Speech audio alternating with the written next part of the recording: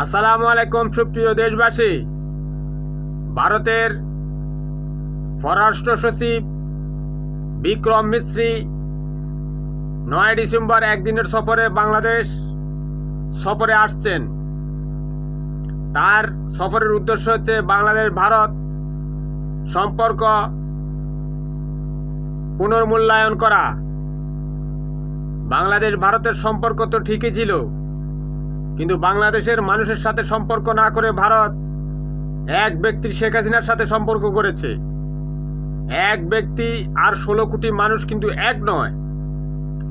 ভারতের কাছে অবশ্যই ভারতের মিডিয়া বাংলাদেশে যে হিন্দু নির্যাতনের প্রপাগান্ডা ছড়াচ্ছে এটা বিক্রম মিশ্রির কাছে তুলে ধরতে হবে।